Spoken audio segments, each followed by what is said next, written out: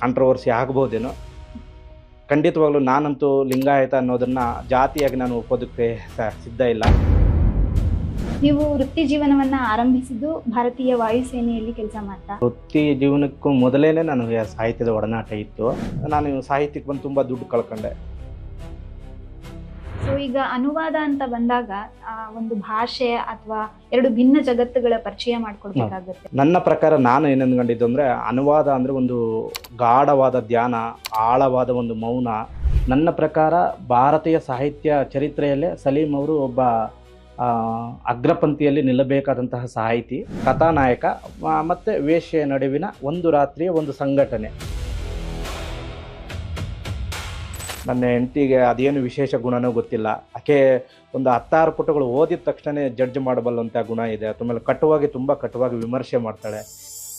ನೆನ್ನೆ ರಾತ್ರಿ ಬೋಂಡ ಕನಸಲ್ಲಿ ಬಂದಿತ್ತು, ಎದೆ ಮೇಲೆ ಕುಳಿತು ತಿನ್ನು ಅಂತಿತ್ತು ಅಂತ.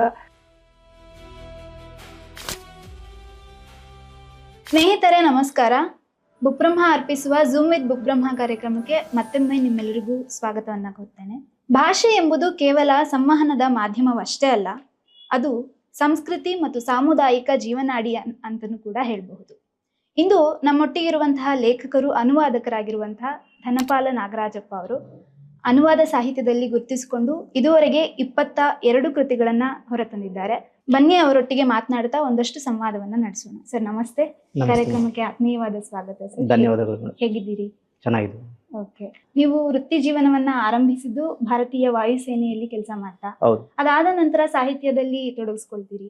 ಹೇಗೆ ಅದು ಆ ಪಯಣ ಹೇಗೆ ಆರಂಭ ಆಯ್ತು ಅಂತ ಹೇಳ್ಕೊಳ್ಬೋದು? ಇಲ್ಲ, ವೃತ್ತಿ ಜೀವನಕ್ಕೂ ಮೊದಲೇ ನನಗೆ ಸಾಹಿತ್ಯದ ಒಡನಾಟ ಇತ್ತು. ಹಾಗೆ ಹೇಳಬೇಕಂದ್ರೆ, ನಾನು ತುಂಬ ಚಿಕ್ಕವನಾಗಿದ್ದಾಗ, ಬಹುಶಃ ಒಂದು 3-4ನೇ ಕ್ಲಾಸಲ್ಲಿ ಅನಿಸುತ್ತೆ, ನನಗೆ ಅರಿವಿಲ್ಲದಂಗೆ ನನಗೆ ಸ್ವಲ್ಪ ತಿಂಡಿ ಇಪ್ಪೋತ. ನಾನು ಅದರಲ್ಲೂ ಬೋಂಡ ಬಜ್ಜಿಗಳಂದರೆ ತುಂಬ ಇಷ್ಟ. ಈಗ ಆಶು ಕವಿತ್ವ ಅನ್ನೋ ಥರ ನಾನು ಒಂದೇ ಕವಿತೆನೂ, ಒಂದು 4-5 ಸಾಲಿನ ಕವಿತೆನೂ ಎಲ್ಲರ ಹತ್ರನೂ ಹೇಳಿ ತಲೆ ತಿಂತಾ ಇದ್ದೆ. ಆ ಕವಿತೆ ಹಿಂಗಿತ್ತು: ನೆನ್ನೆ ರಾತ್ರಿ ಬೋಂಡ ಕನಸಲ್ಲಿ ಬಂದಿತ್ತು, ಎದೆ ಮೇಲೆ ಕುಳಿತು ತಿನ್ನು ಅಂತಿತ್ತು ಅಂತ.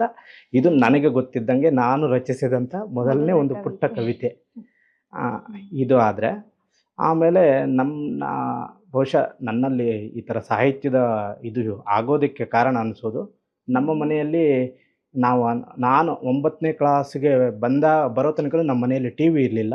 ಮತ್ತು ನನ್ನ ಆ ಬಾಲ್ಯದ ದಿನಗಳಲ್ಲಿ ನಮ್ಮೂರಲ್ಲಿ ಬಹುಶಃ ಇಡೀ ಊರಿಗೆ 4 ಅಥವಾ 5 ಟಿ ವಿಗಳಿದ್ವು. ಮತ್ತು ನಮ್ಮ ತಂದೆಯವರು ತುಂಬ ಸ್ಟ್ರಿಕ್ಟ್ ಆಗಿದ್ದರು. ಅವರು ಟಿ ವಿ ನೋಡೋದಕ್ಕೆಲ್ಲ ಒಪ್ತಾ ಇರಲಿಲ್ಲ.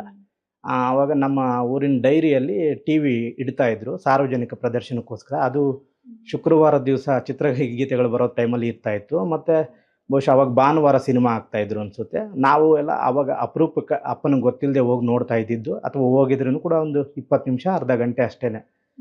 ಅಂದರೆ ಅನಿಸಿದ್ದೇನೆಂದರೆ, ಈ ಇಂಟರ್ನೆಟ್ಟು, ಮೊಬೈಲು, ಟಿ ವಿ ಇದೆಲ್ಲ ಇದ್ದರೆ ಒಬ್ಬ ವ್ಯಕ್ತಿ ಕಲೆ, ಸಾಹಿತ್ಯ, ಸಂಗೀತ ಇಂಥದ್ರಲ್ಲಿ ತೆರೆದುಕೊಳ್ಳೋದಕ್ಕೆ ಅವಕಾಶಗಳು ಕಡಿಮೆ ಆಗ್ತವೇನೋ ಅಂತ. ಮನರಂಜನೆಯ ಈ ರೀತಿಯ ಅವಕಾಶಗಳು ಇಲ್ಲದೇ ಇದ್ದಿದ್ದರಿಂದ ಬಹುಶಃ ನಾವು ಅದಲ್ಲದೆ ನಮಗೆ ನಮ್ಮ ಮನೆಯಲ್ಲಿ ಅಪ್ಪ ಚುಟುಕು ಅನ್ನೋದು ಮ್ಯಾಗ್ಝಿನ್ಸ್, ಮಂತ್ಲಿ ಮ್ಯಾಗ್ಝಿನ್ಸ್ ತರ್ತಾಯಿದ್ರು. ಅದನ್ನು ಒಂದಷ್ಟು ಓದ್ತಾ ಇದ್ವಿ. ಆಮೇಲೆ ಅಪರೂಪಕ್ಕೆ ಕದ್ದು ಮುಚ್ಚಿ ಟಿ ವಿ ನೋಡಿದ್ರಲ್ಲಿ ನಮ್ಮ ಮನೆ ಮಾತು ತೆಲುಗು ಆಗಿದ್ದರಿಂದ ನನಗೆ ತುಂಬ ಮನಸ್ಸಿಗೆ ತಟ್ಟದಂತಹ ಸಂಭಾಷಣೆಗಳು, ಸಿನಿಮಾ ಸಂಭಾಷಣೆ. ಮತ್ತು ಆಗಿನ ಕಾಲದಲ್ಲಿ ಒಂದು ನಂಬಿಕೆ ಅನ್ನೋ ಧಾರಾವಾಹಿ ಬರ್ತಾಯಿತ್ತು. ಅದರ ನಂಬಿಕೆ ಅನ್ನೋದರ ಮೇಲೇ ಒಂದು ಶೀರ್ಷಿಕೆ ಗೀತೆ ಇತ್ತು. ಆಗಿನ ಕಾಲದಲ್ಲಿ ಒಂದು ಪುಟ್ಟ ಡೈರಿಯಲ್ಲಿ ಇಡೀ ಆ ಶೀರ್ಷಿಕೆ ಗೀತೆಯನ್ನು ಅನುವಾದಿಸಿದ್ದೆ. ಹೀಗೆ ನಾನು ಅನುವಾದಕ್ಕೆ ತೆರೆದುಕೊಂಡಿದ್ದು ಮತ್ತು ಸಾಹಿತ್ಯಕ್ಕೆ ಶುರುವಾಗಿದ್ದು ಹೀಗೆ ಅಂತ ಹೇಳ್ಬೋದು. ಆಮೇಲೆ ನನ್ನ ಹೇಳ್ಬೇಕಂದ್ರೆ, ಅಂದರೆ ಬರವಣಿಗೆನ ಗಂಭೀರವಾಗಿ ಪರಿಗಣಿಸಿ ಶುರು ಮಾಡಿದ್ದು ಅಂದರೆ 2005ನೇ ಇಸ್ವಿಯಲ್ಲಿ. ಆವಾಗ ನಾನು PUC ಮುಗಿಸಿ ಬೆಂಗಳೂರಲ್ಲಿ ಓದೋದಕ್ಕೆ ಬಂದಿದ್ದೆ, ಡೈರಿ ಸೈನ್ಸ್ ಹೆಬ್ಬಾಳದಲ್ಲಿರುವಂಥ ಕಾಲೇಜಲ್ಲಿ. ಆಮೇಲೆ ನನಗೆ ಅನ್ನಿಸೋದೇನೆಂದರೆ, ಅದು ನನ್ನ ವೈಯಕ್ತಿಕ, ಅದನ್ನು ನಾನು ಸಾರ್ವತ್ರಿಕರಣಗೊಳಿಸೋದಕ್ಕೆ ಇಷ್ಟಪಡಲ್ಲ. ಒಬ್ಬ ವ್ಯಕ್ತಿ ಸಂತೋಷವಾಗಿದ್ದಾಗ ಅಥವಾ ಸುಖದಲ್ಲಿದ್ದಾಗ ಹೆಚ್ಚು ಸೃಜನಾತ್ಮಕತೆಗಾಗಲಿ ಅಥವಾ ಕಲೆ ಈ ಥರದ ಕಡೆ ಹೋಗ್ತಾನೆ ಅನ್ನೋದಕ್ಕಿಂತ, ಒಂಟಿತನ, ಅವನಲ್ಲಿ ಏನಾದರೂ ನೋವುಗಳಿದ್ದಾಗ ಕಲೆನೋ, ಚಿತ್ರಕಲೆನೋ, ಸಾಹಿತ್ಯನೋ, ಸಂಗೀತನೋ ಆಗಬಹುದು, ಆ ಕಡೆಗೆ ಒಲವು ತೋರಬಹುದು ಅಂತ. ಮತ್ತು ನಾನು ಕೂಡ ನನ್ನದೇ ಸಾಹಿತ್ಯ ನಾನು ಒಂದು ಸತಿ ರಿವೈಂಡ್ ಮಾಡ್ಕೊಂಡು ನೋಡಿದಾಗ ನನ್ನನ್ನು ಮತ್ತು ನನ್ನ ಆಪ್ತರನ್ನು, ನನ್ನ ಸಂಪರ್ಕಕ್ಕೆ ಬಂದವರನ್ನು ಹೇಳೋದು ಮತ್ತು ನಾನು ಬರೆದಿರೋದು ಅವರಿಗೆ ತಟ್ಟಿರೋದು ಯಾವಾಗ ಅಂದರೆ, ನಾನು ಈ ಥರದ ಒಂದು ನೋವಿನಲ್ಲಿದ್ದಾಗ ಅಥವಾ ಏಕಾಂತ ಅಥವಾ ಒಂಟಿತನ ಕಾಡ್ತಾ ಇದ್ದಾಗ, ಒಂದು ಮಾನಸಿಕ ಸಂಘರ್ಷದಲ್ಲಿ ತೊಡಗಿದ್ದಾಗ ಬರೆದಿರುವಂಥದ್ದು ಹೆಚ್ಚು ಪರಿಣಾಮಕಾರಿಯಾಗಿ ಬರುತ್ತೆ ಅಂತ ಭಾವಿಸಿ.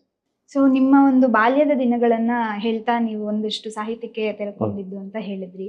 ಸೊ ನಿಮ್ಗೆ ಆ ಒಂದು ಅನುಭವಗಳನ್ನ ಬರವಣಿಗೆ ರೂಪದಲ್ಲಿ ತರೋದಕ್ಕೆ ಸಾಹಿತ್ಯ ನೆರವಾಯಿತು ಅಂತ. ಸೊ ಹಾಗಾಗಿ ನೀವು ಕೃತಿಗಳನ್ನ ಬರೆಯೋದಕ್ಕೆ ಶುರು ಮಾಡಿದಾಗ ನಿಮ್ಮ ಮೊದಲನೇ ಕವನ ಸಂಕಲನ ನಿವೇದನೆ ಅದನ್ನ ತರ್ತೀರಿ. ಸೊ ಅಲ್ಲಿಂದ ಆರಂಭಿಸಿ ಇದುವರೆಗೆ ಈಗ 23ನೇ ಕೃತಿ ಕೊರೋನಾ ಕುರಿತಾದ ಒಂದು ಕೃತಿಯನ್ನ, ಒಳಗಿನ ವಿದ್ವಂಸ, ಅದು ಕೂಡ ಅನುವಾದಿತ ಕೃತಿ. ಇಲ್ಲಿವರೆಗಿನ ಪಯಣಕ್ಕೆ ಒಂದು ಅನುವಾದ ಸಾಹಿತ್ಯ ಯಾಕೆ ಆಯ್ಕೆ ಮಾಡ್ಕೊಂಡ್ರಿ, ಮತ್ತೆ ಅದಕ್ಕೆ ಏನೆಲ್ಲ ತಯಾರಿ ಮಾಡ್ಕೊಂಡ್ರಿ ಅಂತ ಕೇಳೋದಾದ್ರೆ? ನನಗೆ ಏನಂದ್ರೆ, ಮನೆ ಮಾತು ತೆಲುಗು ಆಗಿದ್ರಿಂದ ನಾನು ಈಗ ಕನ್ನಡದಲ್ಲಿ ಈಗಿನ ಒಂದು ಸಂಚಲನದ ಪ್ರಕಾರ ಮಾತಾಡೋದಾದರೆ ಕುವೆಂಪು ನಂತರ ತೇಜಸ್ವಿ ಅವರು ಈಗ ತುಂಬ ಟ್ರೆಂಡ್ ಆಗಿದ್ದಾರೆ. ತೇಜಸ್ವಿ ಮತ್ತು ರವಿ ಬೆಳಗೆರೆ ಅವರು. ನಾನು ಮುಕ್ತವಾಗಿ ಹೇಳೋದಾದರೆ, ನಾನು ಹೆಚ್ಚು ಓದ್ಕೊಂಡಿದ್ದು ಸಲೀಂ ಅಂತ ತೆಲುಗು ಬರಹಗಾರರನ್ನ. ಅವರ ಸಾಹಿತ್ಯ ಈ ಒಂದು ಕಾಲಕ್ಷೇಪದ ಬರೀ ಅದರ ಉದ್ದೇಶ ಏನೋ ಒಂದು ಟೈಮ್ ಪಾಸ್ ಅಂತೂ ಖಂಡಿತ ಅಲ್ಲ. ಅದು ಗಂಭೀರವಾದ ಸಾಮಾಜಿಕ ಸಮಸ್ಯೆಗಳನ್ನು ಮತ್ತು ಸಮಾಜದಲ್ಲಿ ಏನೆಲ್ಲ ತಪ್ಪು ಆಚರಣೆಗಳು ನಡೀತಾ ಇದ್ದಾವೆ ಅದನ್ನು ಯಾವ ರೀತಿ ನಿವಾರಿಸ್ಬೋದು, ಮತ್ತು ಅವರ ಇದರಲ್ಲಿ ಆ ಸಮಸ್ಯೆಗಳ ಬಗ್ಗೆ ಚರ್ಚೆ ನಡೆಸ್ತಾನೆ ಅನುಸರಣೆ ಆದಿಯಲ್ಲೇ ಅದನ್ನು ಸರಿ ಮಾಡುವಂಥ ಸರಳವಾದ ಮಾರ್ಗಗಳು, ಪರಿಷ್ಕಾರಗಳನ್ನು ಕೂಡ ತೋರಿಸಿರೋದ್ರಿಂದ ಈಗ ನನ್ನ ಪ್ರಕಾರ ಒಂದು ಸಮಯ ತುಂಬ ಮಹತ್ವ. ಆಮೇಲೆ ಈಗ ನಾವು ಏನಾದರೂ ಒಂದು ಕೃತಿ ಮಾಡಿದ್ವಿ ಅಂದರೆ ಅದಕ್ಕೆ ಸಮಯನೂ ಬೇಕು, ಅದಕ್ಕೆ ಎಷ್ಟೊಂದು ಆಳಿ ಖರ್ಚಾಗುತ್ತೆ, ಮತ್ತು ಇನ್ನೊಬ್ಬರು ಸ್ವತಃನೋ ಅಥವಾ ಇನ್ನೊಬ್ಬರು ಹಣ ಹೂಡ್ತಾರೆ. ಅದು ಆ ಕ್ಷಣಕ್ಕೆ ಅದೊಂದು ಸಂಚಲನ ಆಗದೇ ಇದ್ದರೂ ಕೂಡ ಎಷ್ಟೋ ವರ್ಷ ನಂತರ ಆದರೂ ಕೂಡ ಒಂದು ಗಂಭೀರವಾದ ಓದುಗರು ಅದನ್ನು ತಗೊಂಡಾಗ ಅದರಿಂದ ಒಂದಷ್ಟು ಜನರಿಗಾದರೂ ವಿಚಾರಗಳು ತಲುಪಿ ಒಂದಷ್ಟು ಏನೋ ಒಂದು ಬದಲಾವಣೆಗೆ ಕಾರಣ ಆಗಬೇಕು ಅಂತ ಆ ಒಂದು ನಿಟ್ಟಿನಿಂದ ನಾನು ಮೊದಲು, ಆಮೇಲೆ ನಾನು ಯಾವುದೇ ಒಂದು ಕಟ್ಟುಪಾಡುಗಳನ್ನಂತೂ ಇಲ್ಲಿ ತನಕ ಇಟ್ಕೊಂಡಿಲ್ಲ. ಇಂಥದ್ದನ್ನೇ ಮಾಡಬೇಕು, ಇದನ್ನೇ ಮಾಡಬೇಕು, ಮತ್ತು ಇದೇ ಥರ ಮಾಡಬೇಕು ಅಂತ. ಮೊದಲು ಅದು ನನಗೆ ಇಷ್ಟ ಆದರೆ ಮಾತ್ರ, ಮತ್ತು ಅವರ ಹಿನ್ನೆಲೆ ಏನು, ಇನ್ನೊಂದು ಆ ಥರ, ಮತ್ತು ಇದರಿಂದ ನನಗೆ ಏನಾಗುತ್ತೆ, ನನಗೆ ದೊಡ್ಡ ಹೆಸರು ಬರುತ್ತೋ ಇಲ್ವೋ, ಇದು ಸಂಚಲನ ಆಗುತ್ತೋ ಇಲ್ವೋ, ಇದು ಯಾವುದೂ ವಿಷಯಗಳನ್ನು ಗಮನಿಸ್ದೆ ಮೊದಲು ಅದನ್ನು ನನ್ನನ್ನು ಕಾಡಿದ್ರೆ, ಮತ್ತು ಇನ್ನೊಬ್ಬರು ಓದಬೇಕು ಅನಿಸಿದ್ರೆ, ಓದುವುದಕ್ಕೆ ಕೊಡಬಹುದು ಅಂತ ಅನಿಸಿದ್ರೆ ಮಾತ್ರ ಅಂತಹ ಕೃತಿಗಳನ್ನ. ಸೊ ಈಗ ಅನುವಾದ ಅಂತ ಬಂದಾಗ ಒಂದು ಭಾಷೆ ಅಥವಾ ಎರಡು ಭಿನ್ನ ಜಗತ್ತುಗಳ ಪರಿಚಯ ಮಾಡ್ಕೊಡ್ಬೇಕಾಗತ್ತೆ. ಅಲ್ಲಿರುವಂತ ಚಿಂತನೆಗಳನ್ನ ಕನ್ನಡೀಕರಿಸಬೇಕು ಅಂದಾಗ ಒಂದಷ್ಟು ಸವಾಲುಗಳು ಎದುರಾಗ್ತಾ ಇರ್ತವೆ. ನೀವು ಅನುವಾದ ಮಾಡುವಾಗ ನಿಮ್ಗೆ ಎದುರಾದಂತಹ ಸವಾಲುಗಳು ಏನು ಅಂತ ತಿಳ್ಕೊಳ್ಬೋದು? ಆಮೇಲೆ ಇನ್ನೊಂದು ಮಾತು ಹೇಳ್ಬೇಕಂದ್ರೆ, ಈ ಅನುವಾದ ಬಹುಶಃ ನಮ್ಮಲ್ಲಿ ಯಾಕೆ ಬಂದಿರ್ಬೋದು, ನಾವು ಆ ಭಾಗದವರು ಅಂದರೆ, ಈ ನಮ್ಮ ಈ ಕೋಲಾರದ ಬಹುಶಃ ಒಂದು 40-50 ಕಿಲೋಮೀಟರ್ ರೇಡಿಯಸ್ಸಲ್ಲಿ ಇರುವಂಥ ಆ ಭೂಪ್ರದೇಶನ ಮರಸುನಾಡು ಅಂತ ಕರೀತಾರೆ ಅಂತ ನನಗೆ ಇತ್ತೀಚಿನ ಕೆಲವು ದಿನಗಳಲ್ಲಿ ಗೊತ್ತಾಗಿದ್ದು. ಈ ಮರಸುನಾಡು ಅಂದರೆ ಇಲ್ಲಿ ಕನ್ನಡ, ತೆಲುಗು ಮತ್ತು ತಮಿಳು 3 ಭಾಷೆಗಳ ಸಮ್ಮೇಳನ ಆಗುವಂಥ, ಮತ್ತು 3 ಭಾಷೆಗಳ ಜನರ ಸಾಹಿತ್ಯ, ಸಂಸ್ಕೃತಿ ಇಲ್ಲಿ ಮಿಳಿತ ಆಗಿರೋಂಥ ಒಂದು ಇದು. ಇದರಲ್ಲಿ ತುಂಬ ಎಷ್ಟೋ ವರ್ಷಗಳಿಂದ ಅಂದರೆ ಒಂದು ಶತಮಾನಗಳಿಂದ ಕೂಡ ಕೊಟ್ಟು ತಗೊಳ್ಳುವಂಥದ್ದು ಪರಸ್ಪರ ನಡೆದು ಬಂದಿದೆ. ಆಮೇಲೆ ಇನ್ನು ಅನುವಾದದ ಸಮಯದಲ್ಲಿ ಎದುರಾಗಿದ್ದಂಥ ಸವಾಲುಗಳು ಅಂದರೆ ಅಂಥದ್ದು ಏನೂ ನನಗೆ ಅನ್ನಿಸ್ಲಿಲ್ಲ. ನನ್ನ ವೈಯಕ್ತಿಕ ಏನಂದರೆ, ನಾವು ಒಂದು ವಿಷಯನ ಏನಾದರೂ ನಿಜವಾಗಲೂ ಇಷ್ಟಪಟ್ಟಿದ್ರೆ ಮಾಡಬೇಕು ಅಂತಿದ್ರೆ ಅದು ಸ್ವಲ್ಪ ಕಷ್ಟ ಆದರೂ ಕೂಡ ಆ ಕ್ಷಣಕ್ಕೆ ಏನಾದರೂ ಸವಾಲು ಎದುರಾದರೆ ಆ ಕ್ಷಣಕ್ಕೆ ಅದು ಪರಿಹಾರ ಆಗಲಿಲ್ಲ ಅಂದರೂ ಕೂಡ ನಾವು ಅದನ್ನು ಗಂಭೀರವಾಗಿ ತಗೊಂಡಿದ್ರೆ, ಅದು ನಮ್ಮ ಮನಸ್ಸಿಗೆ ನಾಟಿದ್ರೆ ಒಂದು ಸ್ವಲ್ಪ ಸಮಯದ ನಂತರ ಆದರೂ ದಾರಿಗಳು ತಾನಾಗೆ ತೆರೆದುಕೊಳ್ತವೆ ಅಂತ. ಖಂಡಿತ ಅನುವಾದ ಮಾಡೋ ಹೊತ್ತಲ್ಲಿ ಒಂದೊಂದು ಸತಿ ಕೆಲವೊಂದು ಪದ, ಕೆಲವೊಂದು ವಾಕ್ಯಗಳು, ಅದರಲ್ಲೂ ವಿಶೇಷವಾಗಿ ಗಾದೆ ಮಾತುಗಳ ಅನುವಾದ ಮಾಡಬೇಕಾದ್ರೆ ಯಥಾವತ್ತಾಗಿ ಎಷ್ಟೋ ಗಾದೆಗಳನ್ನು, ಅಲ್ಲಿನ ಗಾದೆಗಳನ್ನು ಇಲ್ಲಿ ತರೋದಕ್ಕೆ ತಂದರೆ ಅದು ಆಭಾಸ ಕೂಡ ಅನಿಸುತ್ತೆ. ಹಾಗಾಗಿ ಅದೇ ಗಾದೆ ಮಾತುಗಳನ್ನು ಇಲ್ಲಿ ತರೋದಕ್ಕೂ ಆಗಲ್ಲ ಒಂದೊಂದು ಸತಿ. ಆವಾಗ ನಾವು ಪರ್ಯಾಯವಾಗಿ ಇಲ್ಲಿನ ಗಾದೆಯನ್ನು ಆ ಸಂದರ್ಭಕ್ಕೆ ನಮ್ಮ ಸಾಹಿತ್ಯದಲ್ಲಿ ಅಥವಾ ನಮ್ಮ ಸಂಸ್ಕೃತಿಯಲ್ಲಿ ನಾವು ಏನು ದಿನನಿತ್ಯ ಜೀವನದಲ್ಲಿ ಬಳಸ್ತಾ ಇರ್ತೀವಿ ಅಥವಾ ನಮ್ಮ ಸಾಹಿತ್ಯದಲ್ಲಿ ಈಗಾಗಲೇ ಬಳಕೆ ಆಗಿರೋಂಥ ನುಡಿಗಟ್ಟುಗಳನ್ನು ಮತ್ತು ಗಾದೆ ಮಾತುಗಳನ್ನು ಬಳಸ್ಕೊಳ್ಬೇಕಾಗತ್ತೆ. ಆಮೇಲೆ ಈಗ ನೀವು ಕೇಳಿದ್ದಕ್ಕೋಸ್ಕರ ನನಗೆ ಅನಿಸಿದ್ದು ಅಂದರೆ, ನನ್ನ ಈ 22 ಈಗ 23ನೇ ಕೃತಿ ಇದಾಗಿದೆ. ಈಗ 24ನೇ ಕೃತಿ ಪ್ರಕಟ ಆಗುವಂಥದ್ದಿದೆ, ಭೂದೇವಿ ಅಂತ ಹೇಳ್ಬಿಟ್ಟು. ಆ ಕೃತಿ ತೆಲಂಗಾಣದ ಗಣಿಗಾರಿಕೆಯ ಅಸ್ತವ್ಯಸ್ತ ಜೀವನ, ಹೇಗೆ ಜನಸಾಮಾನ್ಯರ ಬದುಕು ಬುಡಮೇಲಾಯಿತು ಅಂತ ವಾಸ್ತವದ ಘಟನೆಗಳ ಆಧಾರಿತವಾಗಿ ಬಂದಿರುವಂಥ ಒಂದು ಕೃತಿ. ನಾನು ಇಲ್ಲಿಯವರೆಗೂ ಮೊದಲನೇ ಬಾರಿ ತೆಲಂಗಾಣದ ಭಾಷೆಯ ಒಂದು ತೆಲುಗು ಕೃತಿಯನ್ನು ಅನುವಾದ ಮಾಡೋಕ್ಕೆ ಹೊರಟಿದ್ದು. ಅದು ನಿಜವಾಗ್ಲೂ ದೊಡ್ಡ ಸವಾಲು ಅನ್ನಿಸ್ತು. ಆದರೂ ಕೂಡ ಅದನ್ನು ಮಾಡಿ ಮುಗಿಸಿದ್ದೀವಿ. ಒಂದು ತೃಪ್ತಿ ಅಂತೂ ಇದೆ ಖಂಡಿತವಾಗ್ಲು. ನನಗೆ ಆಂಧ್ರಗೆ ಸಂಬಂಧಪಟ್ಟಿರೋಂಥ ತೆಲುಗುನ ಅನುವಾದ ಮಾಡೋ ಹೊತ್ತಿನಲ್ಲಿ ಅಂಥ ಕಠಿಣವಾದ ಸವಾಲುಗಳೇನೂ ಆಗಲಿಲ್ಲ. ಒಂದು ವೇಳೆ ಆ ಥರ ಬಂದಾಗ ಸಾಮಾನ್ಯವಾಗಿ ನಾನು ಮೂಲ ಲೇಖಕರಿಗೆ ಫೋನ್ ಮಾಡಿ ಕೇಳಿದ್ದೆ. ಎಲ್ಲರೂ ಕೂಡ ತುಂಬ ಎಂಥ ಸಮಯದಲ್ಲೇ ರಾತ್ರಿ 10 ಗಂಟೆಯಲ್ಲಿ ಫೋನ್ ಮಾಡಿದ್ರು, ಅಥವಾ ಅವರು ಒಂದು ವಾಟ್ಸಪ್ಪಲ್ಲೋ ಅವ್ರನ್ನ ಯಾವುದೋ ಒಂದು ಸಾಮಾಜಿಕ ಜಾಲತಾಣದ ಮುಖಾಂತರ ಸಂಪರ್ಕಿಸಿದಾಗ ಅವರೆಲ್ಲ ಸಕಾಲಕ್ಕೆ ಸ್ಪಂದಿಸಿದ್ದಾರೆ. ಹಂಗಾಗ್ಬಿಟ್ಟು ನನಗೇನು ಅಂಥ ದೊಡ್ಡ ಸವಾಲುಗಳು ಯಾವತ್ತೂ ಆಗಿಲ್ಲ. ಇನ್ನೊಂದು ಕುತೂಹಲಕಾರಿ ಅಂತ ಅನ್ಸೋದು, ನೀವು ಹೆಚ್ಚು ಸಲೀಂ ಅವರ ಕೃತಿಗಳನ್ನೇ ಅನುವಾದ ಮಾಡಿರುವಂಥದ್ದು. ಅದು ಯಾಕಾಗಿ ಅಂತ ಕೇಳ್ಬೋದಾ? ನಾನು ಅದಕ್ಕೆ ಈಗ ಹೇಳದಂತೆ, ನನ್ನ ಪ್ರಕಾರ ಭಾರತೀಯ ಸಾಹಿತ್ಯ ಚರಿತ್ರೆಯಲ್ಲೇ ಸಲೀಂ ಅವರು ಒಬ್ಬ ಅಗ್ರಪಂಕ್ತಿಯಲ್ಲಿ ನಿಲ್ಲಬೇಕಾದಂತಹ ಸಾಹಿತಿ. ಆದರೆ ಕಾರಣಾಂತರಗಳಿಂದ, ಸಾಹಿತ್ಯದಲ್ಲಿ ನಡೆಯುವಂಥ ರಾಜಕಾರಣಗಳಿಂದ ಅವರಿಗೆ ಆ ಮಟ್ಟದ ಇನ್ನೂ ಒಂದು ಸ್ಥಾನ ಸಿಗಲಿಲ್ಲ. ಆಮೇಲೆ ಅವರಿಗೆ ಆ ಯೋಗ್ಯತೆ ಇದೆ, ಆ ಅರ್ಹತೆ ಇದೆ. ಅವರು ಈಗಾಗಲೇ ತೆಲುಗು ಭಾಷೆಯಲ್ಲಿ 38 ಕಾದಂಬರಿಗಳನ್ನು ಪ್ರಕಟಿಸಿದ್ದಾರೆ. ಮತ್ತು 13 ಕಥಾ ಸಂಕಲನಗಳು ಬಂದಿದ್ದಾವೆ, 3 ಕವಿತಾ ಸಂಕಲನಗಳು ಬಂದಿದ್ದಾವೆ. ಅವರು ಮೂಲತಃ ರಿಟೈರ್ಡ್ IRS ಆಫೀಸರ್ ಆಗಿದ್ದಾರೆ. ಮತ್ತು ತುಂಬ ಕಡುಬಡತನದಿಂದ ಬಂದಂಥವರು. ನಾನು ಅವ್ರನ್ನ ವೈಯಕ್ತಿಕವಾಗಿ ಅವ್ರ ಮನೆಗೂ ಹೋಗಿ ಬಂದಿದ್ದೀನಿ. ತುಂಬ ಯಾವುದೇ ರೀತಿಯ ಆಡಂಬರವಿಲ್ಲದಂತಹ ವ್ಯಕ್ತಿತ್ವ. ಮತ್ತು ನಾನು ಏನು ಬಯಸ್ತೀನಿ ಅಂದರೆ, ನಮ್ಮ ಸಾಹಿತ್ಯ ಮತ್ತು ಬದುಕಿಗೆ ಹೆಚ್ಚಿನ ಅಂತರವಿರಬಾರ್ದು. ಆ ಬದುಕು ಮತ್ತು ಸಾಹಿತ್ಯ ಅಂತರವಿಲ್ಲದೆ ಬರೆಯುವಂಥದ್ದಾಗಲಿ ಬದುಕುವಂಥದ್ದಾಗಲಿ ಕಷ್ಟ. ಆದರೆ ಆ ಅಂತರವನ್ನು ತುಂಬ ಕಡಿಮೆ ಮಾಡ್ಕೊಳ್ಬೇಕು, ಸಾಧ್ಯವಾದರೆ ಅಂತರವಿಲ್ಲದೇ ಬದುಕಬೇಕು ಅಂತ ನಾನು ಗಮನಿಸಿದಂಗೆ. ಆ ಥರ ಬಹುಶಃ ಅಂತರವಿಲ್ಲದೇ ಬದುಕ್ತಾ ಇರುವಂಥ ವ್ಯಕ್ತಿ. ಅದಕ್ಕೆ ಅವರ ವೈಯಕ್ತಿಕ ಬದುಕನ್ನೇ ನಾವು ನಿದರ್ಶನವಾಗಿ ಹೇಳ್ಬೋದು. ಅವರು ಮೂಲತಃ ಮುಸ್ಲಿಂ ಆಗಿದ್ದರು. ಅವರು ಮದುವೆ ಆಗಿರೋದು ಬ್ರಾಹ್ಮಣರನ್ನು. ಅವರ ಮಡದಿ ಅವರು ದಿನನಿತ್ಯದ ಬದುಕಿನಲ್ಲಿ ಅವರದ್ದೇ ಆದಂಥ ಹಿಂದೂ ಸಂಪ್ರದಾಯದ ಪೂಜಾ ಪುನಸ್ಕಾರಗಳೆಲ್ಲ ಅವರು ನಡೆಸ್ಕೊಂಡು ಹೋಗ್ತಾರೆ. ಇವರು ಮುಸ್ಲಿಮ್ಸ್ ಆಗಿದ್ದರೂ ಕೂಡ ಅವರು ಹೇಳ್ಕೊಂಡಿರೋ ಪ್ರಕಾರ ಇವರು ಬಹುಶಃ ಇಲ್ಲಿಯ ತನಕ ಯಾವುದೇ ರೀತಿ ಮಸೀದಿಗೆ ಹೋಗಿ ಇವರು ನಮಾಜ್ ಮಾಡಿಲ್ಲ. ಅಂದರೆ ನಾನು ಹೇಳೋದೇನೆಂದರೆ, ಒಬ್ಬ ವ್ಯಕ್ತಿ ಅವನು ಹಿಂದೂ ಆಗಲಿ, ಕ್ರಿಶ್ಚಿಯನ್ ಆಗಲಿ, ಮುಸ್ಲಿಂ ಆಗಲಿ, ಅವರ ದೇವಸ್ಥಾನ, ಚರ್ಚು, ಮಸೀದಿಗೆ ಹೋಗೋದು ಬಿಡೋದು ಅವರ ವೈಯಕ್ತಿಕ ವಿಷಯಗಳು. ಆಮೇಲೆ ಇವರದ್ದೇ ಜನಾಂಗದ, ಅಂದರೆ ಮುಸ್ಲಿಂ ಜನಾಂಗದ, ಅದರಲ್ಲೂ ಅವರು ನನಗೆ ಗೊತ್ತಿದ್ದಂಗೆ ಅಲ್ಲಿ ಬರುವಂಥ ದೂದೇಕುಲು ಅನ್ನೋಂಥ ಒಂದು ಸಮುದಾಯ, ಅವರು ಹೇಳುವ ಪ್ರಕಾರ ಬಹುಶಃ ಇಲ್ಲಿ ಕರ್ನಾಟಕದಲ್ಲೂ ಕೂಡ ಆ ಪಂಗಡದವ್ರು ಇರ್ಬೋದು, ದೂದೇಕುಲು ಅನ್ನೋಂಥವ್ರು. ಅವ್ರು ಹೇಳೋದು ಆದಾ ಮುಸ್ಲಿಂ ಅಂತ ಕರೀತಾರೆ ಅಂತ ಹೇಳ್ಬಿಟ್ಟು ಅವರನ್ನು. ಆ ಸಮುದಾಯದ ಜನರ ತಲ್ಲಣಗಳನ್ನು, ಅವರು ಅನುಭವಿಸುತ್ತಿರುವಂತಹ ಕಷ್ಟಗಳ ಬಗ್ಗೆ ಅವರ ಕೃತಿಗಳಲ್ಲಿ ಕಥೆಗಳ ರೂಪದಲ್ಲಿ ಚರ್ಚಿಸಿದ್ದಾರೆ, ಮತ್ತು ಕಾದಂಬರಿಯಾಗಿ ಕೂಡ ಬರೆದಿದ್ದಾರೆ. ಆಮೇಲೆ ಅವರು ಎಷ್ಟೋ ಜನರ ಕೃತಿಗಳ ಪ್ರಕಟಣೆಗೋಸ್ಕರ ಇವತ್ತಿಗೂ ಕೂಡ ನೆರವು ಕೊಟ್ಟಿದ್ದಾರೆ. ಆಮೇಲೆ ತುಂಬ ಸಾಹಿತ್ಯ, ನಾನು ಆರಂಭದಲ್ಲೇ ಹೇಳ್ದಂಗೆ, ಅವರ ಸಾಹಿತ್ಯದ ಮೂಲ ಉದ್ದೇಶ ಕಾಲಹರಣ ಅಂತೂ ಅಲ್ಲ. ಆಮೇಲೆ ಯಾವುದೇ ರೀತಿಯ ಪೂರ್ವಗ್ರಹ ಇಲ್ಲದಂತಹ ಸಾಹಿತ್ಯ ಆಗಿರುತ್ತೆ. ಆಮೇಲೆ ತುಂಬ ಈಗ ನಾವು ಕೇಳ್ಪಟ್ಟಿರೋದು, ಕನ್ನಡದಲ್ಲಿ ಭೈರಪ್ಪನವರು ತುಂಬ ಆಳವಾಗಿ ಅಧ್ಯಯನ ಮಾಡಿ ಬರೀತಾರೆ ಅಂತ. ನನಗೆ ನೇರವಾಗಿ ಸಲೀಂ ಅವರ ಸಾಹಿತ್ಯ ಆಳವಾಗಿ ಓದ್ಕೊಂಡಿರೋದ್ರಿಂದ, ಅವರ ಜೊತೆ ಒಡನಾಟ ಇರೋದನ್ನ, ಇವರ ವಿಷಯದಲ್ಲಂತೂ ಖಂಡಿತ ಅವರು ಒಂದು ವಿಷಯಕ್ಕೆ ಕೈ ಹಾಕಿದ್ದಾರೆ. ಒಂದು ಕತೆ ಬರೀಬೇಕು, ಒಂದು ಕಾದಂಬರಿ ಬರೀಬೇಕಂದ್ರೆ ಅದರ ಹಿಂದ್ಗಡೆ ಸಾಕಷ್ಟು ತಯಾರಿ ನಡೆಸಿರ್ತಾರೆ. ಮತ್ತು ಪೂರ್ವಗ್ರಹ ಇಲ್ಲದೆ ಇದ್ದದ್ದನ್ನು ಇದ್ದಂತೆ ತಿಳಿಸ್ತಾ, ಅದರಲ್ಲಿ ಏನಾದರೂ ತಪ್ಪುಗಳಿದ್ರೆ ಅದನ್ನು ಈ ದಾರಿಯಲ್ಲಿ ಸರಳವಾಗಿ ಅದಕ್ಕೆ ಪರಿಹಾರಗಳನ್ನು ಕೂಡ ಕೊಡೋದ್ರಿಂದ. ಆಮೇಲೆ ಈಗ ಉದಾಹರಣೆಗೆ ಯಾಕೆ ನೀವು ಕೇಳ್ದಂಗೆ ಸಲೀಂ ಅವರು ಯಾಕೆ ಮುಖ್ಯ ಅನಿಸಿದ್ರು ಅಂದರೆ, ಅವರಿಗೆ ಕೇಂದ್ರ ಸಾಹಿತ್ಯ ಅಕಾಡೆಮಿ ಬಂದಂಥ ಪುಸ್ತಕದ ಹೆಸರು ತೆಲುಗಿನಲ್ಲಿ ಕಾಲು ತುನ್ನ ಪೂಲ ತೋಟ ಅಂತ. ಅದಕ್ಕೆ ಕನ್ನಡಕ್ಕೆ ಪ್ರೊಫೆಸರ್ ವೀರಭದ್ರಗೌಡ ಅನ್ನುವಂಥವರು, ಇಲ್ಲೇ GKVKಯಲ್ಲಿ ಅವರು ಪ್ರೊಫೆಸರು, ಅವರು ಅನುವಾದಿಸಿದ್ದಾರೆ, ಉರಿಯುತ್ತಿರುವ ಹೂಬನ ಅಂತ. ಸಾಧ್ಯವಾದರೆ ವೀಕ್ಷಕರು ನೀವು ಕೂಡ ಓದಿ. ಅದೇ ಕನ್ನಡಕ್ಕೆ ಉರಿಯುತ್ತಿರುವ ಹೂಬನ ಅಂತಾಗಿದೆ. ಆ ಕಾದಂಬರಿಯ ಮುಖ್ಯ ಏನಂದರೆ ಏಡ್ಸ್ಗೆ ಸಂಬಂಧಪಟ್ಟಂಗೆ ಆ ಕೃತಿಯಲ್ಲಿ ಇಡೀ ಕಥಾವಸ್ತು ಇರುವಂಥದ್ದು.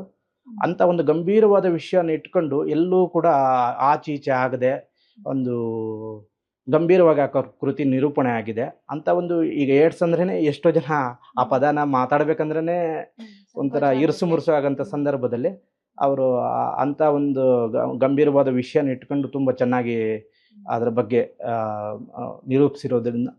ಆಮೇಲೆ ಈಗ ನಾನು ಹೇಳ್ದಂಗೆ ಅವರ ಬದುಕು ಬರಹ ಎಷ್ಟು ಹತ್ರ ಅನ್ನೋದಕ್ಕೆ ಅವರ ಬದುಕನ್ನೇ ಪ್ರಾಯೋಗಿಕವಾಗಿ 2 ಮಹತ್ವದ ಕೃತಿಗಳನ್ನು ಬರೆದಿದ್ದಾರೆ. ಅದರಲ್ಲಿ ಒಂದು ರಾಣಿ ಕಥೆಗಳು ಅಂತ, ಅದು ಕೂಡ ಕನ್ನಡಕ್ಕೆ ಅನುವಾದ, ಅದು ತೆಲುಗಿನಲ್ಲಿ ರಾಣಿ ಕಥಲು ಅಂತ, ಕನ್ನಡದಲ್ಲಿ ರಾಣಿ ಕಥೆಗಳು ಅಂತ ಆಗಿದೆ. ಅದನ್ನು ಕೂಡ ಅನುವಾದ ಮಾಡಿರುವಂಥದ್ದು ಪ್ರೊಫೆಸರ್ ವೀರಭದ್ರಗೌಡ್ರೆ.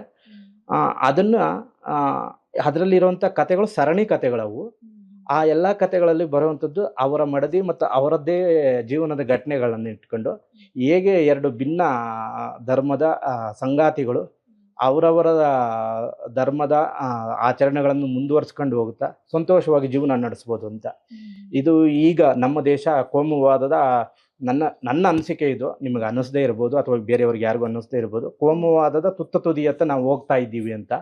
ಇಂಥ ಒಂದು ಸಂದರ್ಭದಲ್ಲಿ ಈ ಥರ ಈ ಅಂತರ್ಜಾತೀಯ ಮದುವೆಗಳಾಗೋದು, ಅಂತರ್ಧರ್ಮೀಯ ಮದುವೆಗಳಾಗೋದು ಇವೆಲ್ಲ ಮುಖ್ಯವಾಗುತ್ತೆ. ಮತ್ತು ಇವು ಆದಮೇಲೂ ಕೂಡ ನಮ್ಮ ವೈಯಕ್ತಿಕ ಅನುಸರಣೆಗಳು, ಜಾತಿಯ ಅನುಸರಣೆಗಳಾಗಿರ್ಬೋದು, ಧರ್ಮದ ಆಚರಣೆಗಳಾಗಿರ್ಬೋದು, ಇವನನ್ನು ಪಾಲಿಸ್ಕೊಂಡು ಹೋಗ್ತಾನೆ ಹೇಗೆ ಸಂತೋಷವಾಗಿ ಒಂದಾಗಿ ಬದುಕ್ಬೋದು ಅನ್ನೋದಕ್ಕೆ ಆ ಕಥೆಗಳು ಅವರ ಬದುಕಿನ ಪ್ರೇರೇಪಣೆಯಿಂದ.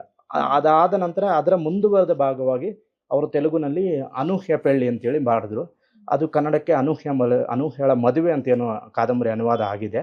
ಓಕೆ ಸರ್, ಇಷ್ಟು ನಿಮ್ಮ ಕೃತಿಗಳಲ್ಲಿ ಹೆಚ್ಚಾಗಿ ನೀವು ಜೀವಪರ ಅವರ ಕೃತಿಗಳನ್ನು ಅನುವಾದಿಸಿರೋದು ಕೂಡ ಆ ವಿಷಯ ವಸ್ತು ಆಯ್ಕೆ ಇದೆಯಲ್ಲ, ಜೀವಪರವಾದಂತಹ ಒಂದು ಸಬ್ಜೆಕ್ಟ್ನ ತಗೊಂಡಿದ್ದೀರಿ ಅಂತ. ಸೊ ನಿಮ್ಮ ಎಲ್ಲ ಕೃತಿಗಳಲ್ಲೂ ಕೂಡ ಅದು ಒಂದು ಮೂಲ ಉದ್ದೇಶ ಅಂತ ಹೇಳ್ಬೋದು. ಅದು ಆ ಕೃತಿಗಳನ್ನು ರಚಿಸುವಾಗ ನಿಮ್ಗಿದ್ದಂಥ ಮನೋಭಾವ, ಅವರ ಶೈಲಿಯನ್ನ ನಿಮ್ಮ ಒಂದು ಕನ್ನಡ ಭಾಷೆಗೆ ಅನುವಾದಿಸುವಾಗ ಇದ್ದಂತಹ ಏನು ಒಂದು ಮಾನಸಿಕ ಸ್ಥಿಮಿತ, ಹೇಗೆ ಅದನ್ನ ಸಂಭಾಳಿಸ್ಕೊಂಡು ಹೋಗ್ತಿದ್ರಿ ಅನ್ನೋದು. ನಾನು ಇಲ್ಲಿ ತನಕ ಸಲೀಂ ಅವರ 27 ಕಥೆಗಳನ್ನು ಅನುವಾದಿಸಿದ್ದೀನಿ.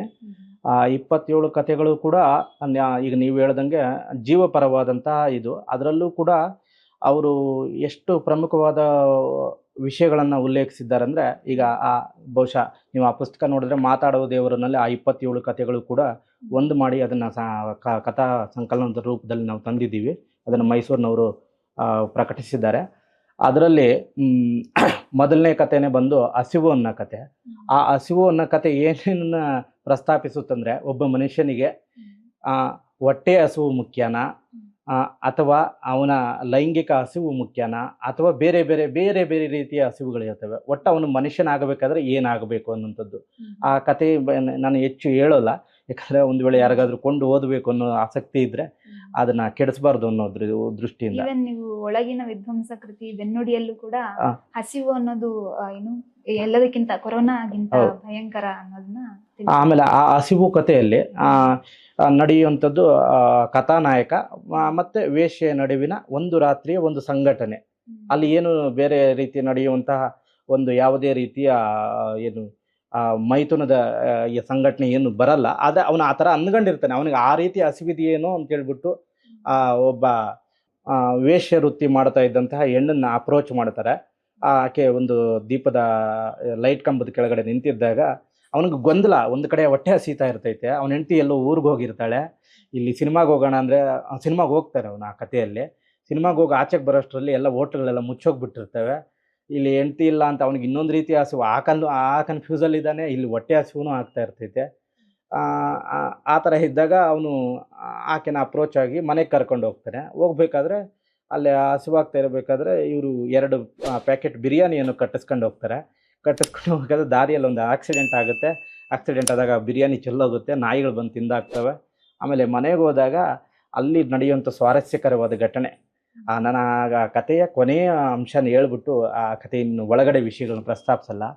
ಅವನು ಏನೋ ಆಗೋದಕ್ಕೆ ಮುಂಚೆನೇ ಆಕೆ ಕೇಳ್ತಾಳೆ, ನೀನು ನಮ್ಮ ನಡುವೆ ಮಾತುಕತೆ ಆಗಿರೋ ಥರ ಮೊದಲೇ ನೀವು ನನಗೆ ನನ್ನ ಫೀಸ್ ಕೊಡಬೇಕು ಅಂತ ಹೇಳ್ಬಿಟ್ಟು. ಅವರು 500 ರೂಪಾಯಿ ಕೊಡ್ತಾರೆ. ಕೊಟ್ಟರೆ ಆಕೆ ಬೆಳಗ್ಗೆ ಆಗೋಷ್ಟರಲ್ಲಿ ಇವನು ಆರಾಮಾಗಿ ಮಲಗಿ ಎದ್ದಿರ್ತಾನೆ. ಆಕೆ 500 ರೂಪಾಯಿ ಅವನ ಅಲ್ಲಿ ತಲೆದಿಂಬ ನಡಿನೇ ಇಟ್ಬಿಟ್ಟು ಹೊರಟೋಗಿರ್ತಾಳೆ. ಮತ್ತು ಅದ್ರ ಜೊತೆಗೆ ಒಂದು ಚಿಕ್ಕ ಚೀಟಿ ಇಟ್ಬಿಟ್ಟು ಹೋಗಿರ್ತಾಳೆ. ನೀವು ನನ್ನನ್ನು ಮನುಷ್ಯಳಾಗಿ ಕಂಡಿದ್ದಕ್ಕೆ ಸಂತೋಷ ಆಯಿತು, ನನಗೆ ಈ ಹಣ ಬೇಡ ಅಂತ ಹೇಳ್ಬಿಟ್ಟು ಕೊಟ್ಟು ಹೋಗಿರ್ತಾಳೆ. ಆ ಕಥೆಯಲ್ಲಿ ಏನು ನಡೀತು ಅಂತ ಓದಿದ್ರೆ ತುಂಬ ಚೆನ್ನಾಗಿರುತ್ತೆ. ಓಕೆ, ನಿಮ್ಮ ಇಷ್ಟು ಕೃತಿಗಳು ನಂತರ ಏನು ಅನುವಾದ ಸಾಹಿತ್ಯದಲ್ಲಿ ತಂದಿದ್ದೀರಿ, ಅದರ ವಿಷಯ ವಸ್ತು ಏನಿದೆಯಲ್ಲ, ಈಗ ಒಂದು ಭಾಷೆ ಅಂತಂದ್ರೆ ಅದರ ಒಂದು ಏನು ಮಾಧುರ್ಯ ಆಗಿರ್ಬೋದು, ಅದರ ಒಂದು ಜನಸಂಸ್ಕೃತಿಯ ಏನು ಪ್ರತೀಕನೂ ಆಗಿರುತ್ತೆ ಒಂದು ಭಾಷೆ ಅನ್ನೋದು. ಆ ಭಾಷೆಗೆ ಗಡಿ ಇಲ್ಲ, ಆದ್ರೆ ಅದನ್ನ ಸವಾಲಿನ ಕೆಲಸ ಅಂದ್ರೆ ಅದನ್ನ ಯಥಾವತ್ತಾಗಿ ನಮ್ಮ ಭಾಷೆಗೆ ಅನುಸರಿಸುವ ಹಾಗೆ ತರಬೇಕು ಅಂದ್ರೆ ಹೇಗೆ ತಯಾರಿ ಮಾಡ್ಕೊಳ್ಬೇಕಿತ್ತು ಅಂತ. ಈಗ ಮೇಡಮ್, ನೀವು ಕೇಳೋದು ವಿಷಯಕ್ಕೆ ಬಂದಾಗ, ಈ ಮಾತಾಡುವ ದೇವರು ಕೃತಿಯಲ್ಲಿರುವಂತಹ 12 ಕಥೆಗಳ ವಿಷಯದಲ್ಲಿ ನಾನೊಂದು ಪ್ರಯೋಗ ಮಾಡಿದೆ. ಅದಕ್ಕೆ ಕೆಲವರು ವಿರೋಧ ಕೂಡ ಮಾಡಿದ್ರು. ಅದನ್ನು ಏನು ಮಾಡಿದೆ ಅಂದರೆ, ಈಗ ನಾವು ಕೃತಿನ ನೀವಾಗಲೇ ಅಥವಾ ಯಾರೋ ಒಬ್ಬ ಓದುಗರು ಓದೋ ಹೊತ್ತಿನಲ್ಲಿ ಅದು ತನ್ನದೇ ಸುತ್ತಮುತ್ತ ನಡೆಯುತ್ತಿರುವಂತೆ ಅನ್ನಿಸ್ಬೇಕು ಅನ್ನೋ ಕಾರಣದಿಂದ ನಾವೇನು ಮಾಡಿದ್ವಿ, ಅಲ್ಲಿನ ಊರುಗಳ ಹೆಸರುಗಳಲ್ಲದೆ ಇಲ್ಲಿ ನಮ್ಮ ಸುತ್ತಮುತ್ತಲೇ ಇರುವಂತಹ ಊರುಗಳ ಹೆಸರುಗಳನ್ನು ಇಟ್ಟು, ಪಾತ್ರಧಾರಿಗಳ ಹೆಸರುಗಳನ್ನು ಕೂಡ ನಮಗೆಲ್ಲೋ ಕನೆಕ್ಟ್ ಆಗೋ ಥರ ಇದು ಮಾಡಿ ಅದೊಂದು ಪ್ರಯೋಗ ಮಾಡಿದ್ವಿ. ಅದಕ್ಕೆ ಕೆಲವರು ಅದು ಓದಿದವರು, ಒಬ್ಬ ಸಾಮಾನ್ಯ ಓದುಗರಾಗಿ ಓದಿದವರಂತೂ ತುಂಬ ಖುಷಿಪಟ್ಟು ತುಂಬ ಮೆಚ್ಕೊಂಡ್ರು. ಕೆಲವರು ಬುದ್ಧಿವಂತಿಕೆ ಪ್ರದರ್ಶನ ಮಾಡುವಂಥವರು ಇಲ್ಲ ಆ ಥರ ಮಾಡಬಾರ್ದಿತ್ತು ಅಂತ ಹೇಳಿದ್ರು. ಆದರೆ ಸ್ವಲ್ಪ ಸಾಹಿತ್ಯನ ಗಂಭೀರವಾಗಿ ಓದ್ಕೊಂಡಿರೋರು ಒಬ್ಬರು ನನಗೆ ಹೇಳಿದ್ರು. ಅವರು ಹೇಳಿದ್ದೇನೆಂದರೆ, ಕುವೆಂಪು ಅವರು ಸಹ ಕೆಲವು ಅನುವಾದಿತ ಕೃತಿಗಳಲ್ಲಿ ಆ ಥರದ್ದೊಂದು ಇದು ಮಾಡಿದ್ದಾರೆ. ಇಲ್ಲಿನ ಕನ್ನಡದ ಓದುಗರಿಗೆ ಅದು ಕನ್ನಡದೇ ಕೃತಿ ಅನ್ನಿಸ್ಬೇಕು ಅನ್ನೋ ಕಾರಣದಿಂದ ಇಲ್ಲಿನ ಈ ನಮ್ಮ ಮಣ್ಣಿನ ಊರಿನ ಹೆಸರುಗಳು, ಪಾತ್ರದ ಹೆಸರುಗಳು, ಈ ಥರನೂ ಕೂಡ ಅವರು ಒಂದು ಪ್ರಯೋಗ ಮಾಡಿದ್ರು ಅಂತ ನಮ್ಮ ಸ್ನೇಹಿತರ ಮುಖಾಂತರ ಗೊತ್ತಾಗಿದ್ದು. ಅದರ ಬಗ್ಗೆ ನಾನು ಆ ಥರದ್ದು ಅವ್ರದ್ದು ಯಾವುದು ಕೃತಿ ಓದಲಿಲ್ಲ. ನಿಮ್ಮ ಕೃತಿಗಳಲ್ಲಿ ಈಗ ಬೇರೆ ವಿಷಯ ವಸ್ತುನ ಆಯ್ಕೆ ಮಾಡ್ತೀರಿ ಅಂತಂದ್ರೆ ಮುಂದಿನ ಯೋಜನೆಗಳ ಬಗ್ಗೆ ಅಂತ ಮಾತಾಡೋದಾದ್ರೆ ಯಾವುದೆಲ್ಲ ಇರಬಹುದು ಅಂತ? ನನಗೆ ಮೇಡಮ್ ಅನ್ಸೋದೇನೆಂದರೆ, ಒಂದು ಸಾಹಿತ್ಯದ ಮೂಲ ಉದ್ದೇಶ ಖಂಡಿತ ನನಗನ್ಸೋದು ಕಾಲಹರಣ ಆಗಿರಬಾರ್ದು ಅಂತ. ಅದು ಖಂಡಿತವಾಗಲೂ ಮನಸ್ಸು, ಮೆದುಳು, ಹೃದಯಕ್ಕೆ ಒಂಚೂರು ಕೆಲಸ ಕೊಡುವಂಥದ್ದೇ ಆಗಿರಬೇಕು. ಆಮೇಲೆ ಅದು ಈಗ ಏನೋ ಓದಿ ಪಕ್ಕಕ್ಕಿಡುವಂಥದ್ದು ಆಗಿರಬಾರ್ದು. ಮುಂದೆ ಎಷ್ಟೋ ದಿವಸಗಳ ನಂತರ ಅಥವಾ ನಾವು ಆ ಪುಸ್ತಕ ಇನ್ನೆಲ್ಲೋ ಯಾರಿಗೋ ಸಿಕ್ಕರೂ ಕೂಡ ಅವ್ರಿಗೂ ಕೂಡ ಆ ಕಾಲಕ್ಕೂ ಓದಿ ಅವ್ರಿಗೊಂಚೂರು ಅದೇ ನಮ್ಮ ಸಾಹಿತ್ಯ ಅನ್ನೋದು ಒಬ್ಬ ವ್ಯಕ್ತಿನ ಹೆಚ್ಚು ವಿನೀತನನ್ನಾಗಿಸಬೇಕು, ಹೆಚ್ಚು ಮನುಷ್ಯನನ್ನಾಗಿಸಬೇಕು ಮತ್ತು ಹೆಚ್ಚು ಜೀವಪರವಾಗಿಸಬೇಕು. ಆಮೇಲೆ ಈಗ ನನಗೆ ಇತ್ತೀಚೆಗೆ ಎಲ್ಲೋ ಒಂದು ಕಡೆ ಬಹುಶಃ ನಾನು ಫೇಸ್ಬುಕ್ಕಲ್ಲಿ ಓದಿದ್ದೆ ಅನಿಸುತ್ತೆ, ಹೊಸತೇಂದ್ರ ಅವರು ಒಂದು ಮಾತು ಹೇಳಿದ್ರು, ಬರೆದಿದ್ದು ಅನಿಸುತ್ತೆ. ಈಗ ಸಾಹಿತ್ಯ ಆಮೇಲೆ ಇವತ್ತಿನ ವಿಚಾರ ತರ್ಕಗಳು ಮನುಷ್ಯನಿಗೆ ಮೊದಲ ಪ್ರಾಶಸ್ತ್ಯ ಕೊಡ್ತಾ ಇದೆ. ಅಂದರೆ ಮನುಷ್ಯನ ಉಳುವೆ ಪ್ರಕೃತಿಯಲ್ಲಿ ಮುಖ್ಯ ಆಗಬೇಕು ಮತ್ತು ಮನುಷ್ಯನೇ ಮುಖ್ಯ ಆಗಬೇಕು ಅಂತ. ಆದರೆ ಅವ್ರು ಏನು ಹೇಳ್ತಾರೆ ಅಂದರೆ, ಇದು ಅಲ್ಲದೆ ಈ ಪ್ರಕೃತಿಯಲ್ಲಿರುವಂಥ ಕೀಟಗಳಾಗಿರಲಿ, ಹುಳು ಪಟೆಗಳು, ಜಂತುಗಳು, ಪ್ರಾಣಿ ಪಕ್ಷಿ ಸಂಕುಲ, ಗಿಡ ಮರಗಳು, ಇವನ್ನೆಲ್ಲ ನಾವು ಅಂದರೆ ನಮ್ಮ ಮೂಲ, ನಾನು ಯಾವುದೇ ರೀತಿ ಗೊಡ್ಡು ಆಚರಣೆಗಳನ್ನು ಯಾವುದೇ ಕಾರಣಕ್ಕೂ ಒಪ್ಪಲ್ಲ. ಆದರೆ ನಮ್ಮ ಈ ತುಂಬ ಹಳೆಯ ಒಂದು ನಂಬಿಕೆಗಳೇನಿದ್ದು ಪಂಚಭೂತಗಳೇ ದೇವರು ಅನ್ನೋ ಥರ, ಅಂದರೆ ಈ ಭೂಮಿ, ನೀರು, ಆಕಾಶ, ಆಮೇಲೆ ಈ ಗಿಡ ಮರಗಳು, ನಾವು ಅವನ್ನೆಲ್ಲ ಪೂಜಿಸ್ತಾ ಇದ್ವಿ. ಬಹುಶಃ ಆ ಪೂಜ್ಯ ಭಾವನೆ ನಮ್ಮಲ್ಲಿ ಈಗಲೂ ಇದ್ದಿದ್ದಿದ್ರೆ ಅಥವಾ ಅದನ್ನು ನಾವು ಗಂಭೀರವಾಗಿ ನಂಬಿದ್ದಿದ್ರೆ ಬಹುಶಃ ಇಷ್ಟೊಂದು ಪ್ರಕೃತಿ ವಿನಾಶ ಆಗ್ತಾ ಇರಲಿಲ್ಲ ಅನಿಸುತ್ತೆ. ಆಮೇಲೆ ಈಗ ನಾವು ತಲುಪಿರುವಂತಹ ಈ ಪ್ರಕೃತಿ ವಿಕೋಪಗಳು, ಈಗ ನಾವು ಎದುರಿಸ್ತಾ ಇರುವಂಥ ಮಾಲಿನ್ಯ, ಆಮೇಲೆ ಎಷ್ಟೋ ಜೀವಿಗಳು ಈಗ ವಿನಾಶದ ಅಂಚಿಗೆ ಹೋಗಿದ್ದಾವೆ. ಆಮೇಲೆ ಅವೆಲ್ಲ ಜೀವಿಗಳು ಮತ್ತು ಪರಿಸರ ಹಾಳಾಗ್ತಾ ಇದೆಯಾ ಅಂದರೆ ನಮ್ಮ ವಿನಾಶನೂ ಕೂಡ ಅಂಚಿಗೆ ನಾವು ಹೋಗ್ತಾ ಇದ್ದೀವಿ ಅಂತಲೇ ಅರ್ಥ. ಸಾಹಿತ್ಯ ಈ ಒಂದು ನೋಟವನ್ನು ಕೂಡ ಕೊಡಬೇಕು ಅಂತ.